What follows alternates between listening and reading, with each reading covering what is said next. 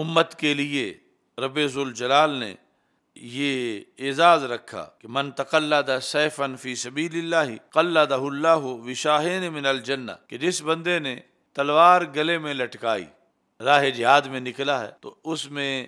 یعنی ہاتھ کئی طرح کے اسلحہ میں مصروف ہوتے ہیں، اور پھر لڑتے ہوئے بھی بہت سی ایسے مقامات ہوتے ہیں تو تلوار جو ہے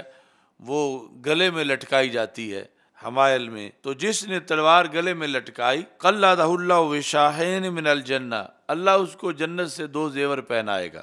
اور یہ کہ ان اللہ یباہی ملائکتہ بسیف الغازی ورمحہ، کہ رب ذوالجلال رب ہو کے فرشتوں کے سامنے فخر کرتا ہے غازی کی تلوار پر، بسیف الغازی ورمحہ، غازی کے نیزے پر، یعنی جب غازی سے مراد ہے جہاد کرنے والا مجاہد، کہ جہاد کرنے والا مجاہد جب ہاتھ میں تلوار پکڑے ہے یا نیزہ پکڑے ہوئے ہے تو رب ذوالجلال فرشتوں کو دکھا کر فخر کرتا ہے۔ اور اسی کے کیا مقام پھر یہ آج والا بعد والا اسلحہ ہے کہ خواہ وہ کوئی رائفل ہو یا کوئی میزائل ہو، کوئی بم ہو جو کفر کے مقابلے میں چلانے کے لیے کسی مجاہد نے وہ پکڑا ہے تو اللہ اس پہ فخر کرتا ہے۔ اور یہ ہے یعنی جہاد کی شان، جو جہاد کائنات میں امن کے قیام کے لیے ہوتا ہے، فساد کے خاتمے کے لیے ہوتا ہے، یعنی دوسری طرف وہ کارروائیاں کہ جو دہشت گردی ہیں یا فساد ہیں اس کو شریعت نے مسترد کیا ہے، اور یہاں تک کہ مسلم آبادیوں میں جو اسلحہ لے کر چلے لوگوں کو ڈرانے کے لیے اس کی مذمت کی گئی ہے۔ اور یہ جو دین حق کی سربلندی کے لیے جس نے گلے میں تلوار لٹکائی یا ہاتھ میں تلوار پکڑی تو اللہ فخر کر رہا ہے فرشتوں کو دکھا دکھا کے اس بندے کے اوپر۔ تو ہمیں یہ جو دونوں طرف کی صورتحال ہے اس کو پیش نظر رکھنا ہے، نہ تو وہ فکر صحیح ہے جس کو داعش نے اپنایا اور جہاد پر اعتراض کرنے والوں کو موقع دیا کہ وہ اپنی غلط بات کی دلیل ان کے عمل سے پیش کریں،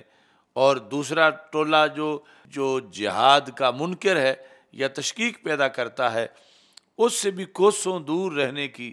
ضرورت ہے، کیونکہ وہ لوگ آج آلات جہاد سے بھی نفرت کرتے نظر آتے ہیں، آلات جہاد پر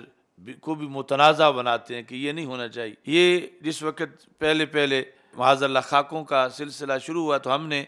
وہ جو فلیکس شاہراہوں پہ لگوائے جس میں قلم کے ساتھ تلوار کی تصویر تھی، تو اس پر بھی ہمارے کچھ نام نہاد روشن خیالوں نے اعتراض کیا، یہ منہاجی وغیرہ سوچ کے تھے کہ قلم تو ٹھیک ہے لیکن تلوار کی تصویر سیکھ نہیں ہونی، تلوار نہیں ہونی چاہیے۔ یعنی ادھر اللہ فخر کرتا ہے مجاہد کی تلوار پر، اور ان لوگوں کو تلوار کی تصویر سے بھی شرم آ رہی ہے۔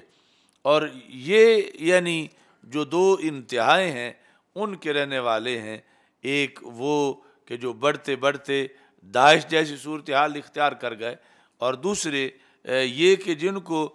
تلوار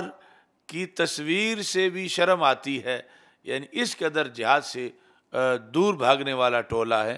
تو ہمارے لیے صراط مستقیم ہے کہ جس کے اندر الجہاد ماض الی یوم القیامہ،